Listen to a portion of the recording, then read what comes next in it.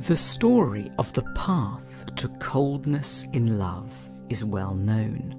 We start off full of affection for one another, and then, with time, feelings fade. We start prioritizing work. We check our phones while they're speaking. We don't especially want to hear how their day went. There's a popular surface explanation for this kind of emotional frost, that people naturally get bored of one another in the same way as they get bored with everything else. The gadget that once seemed so amazing, the film they used to love. Going cold is, in this story, simply the unavoidable consequence of familiarity. But there's another explanation, darker at first, but in the end more hopeful. The loss of interest isn't either natural or inevitable. The boredom is something at once more complicated and more active. It exists because we feel hurt by, angry with, or scared of our partner, and because we haven't found a cathartic way to tell ourselves or them about it. Tuning out isn't inevitable, it's a symptom of disavowed emotional distress. It's a way of coping. We're internally numbed, not just a touch bored.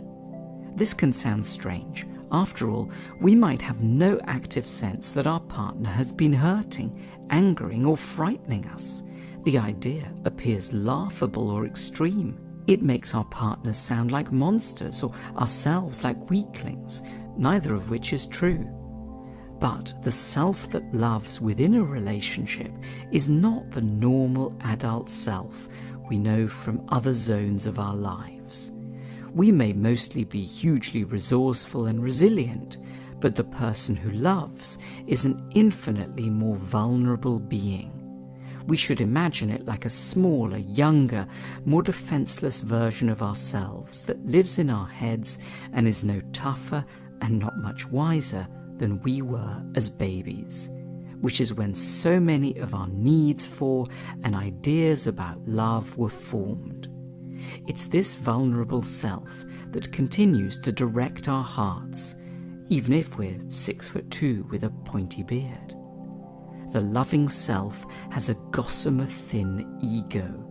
It gets hurt, frightened, and upset with desperate ease.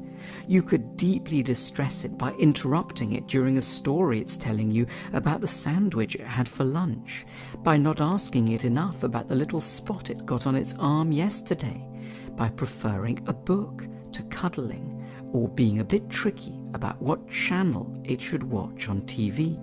Of course, these are, by ordinary adult standards, tiny slights. But we don't love by adult standards.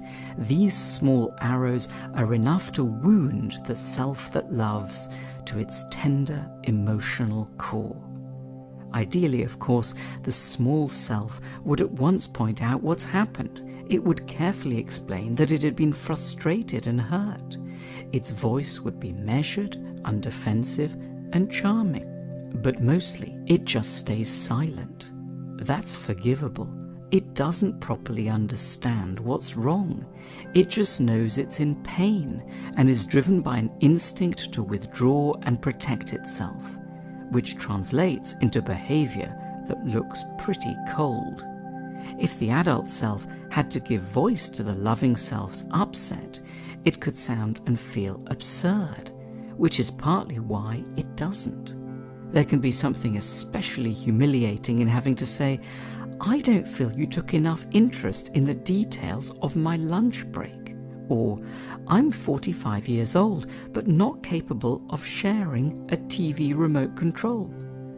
These truly are small issues for an adult to dwell on, but the parts of us that make themselves vulnerable in love don't obey the ordinary adult rules. The consequence is that the loving self dries up. It doesn't want to have sex.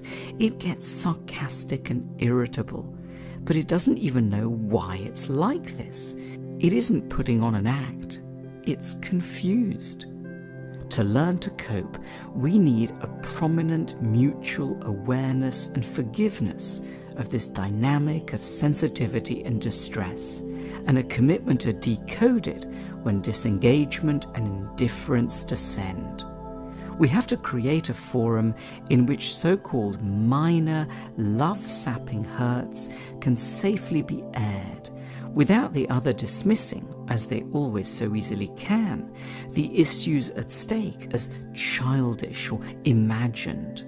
The touchiness of the loving self is ridiculous, if judged by the more robust standards of the rest of life. But this is not the rest of life. When we've gone cold, we may not truly have lost interest in our partners. We might just need an opportunity to imagine that we are quietly, really rather hurt and furious with them. And we should have access to a safe forum in which our tender but critical feelings can be aired, purged, and understood without risk of humiliation.